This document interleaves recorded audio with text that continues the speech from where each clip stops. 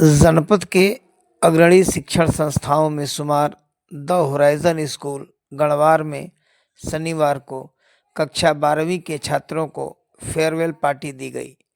कक्षा 11वीं के छात्रों ने भव्य पार्टी दिया।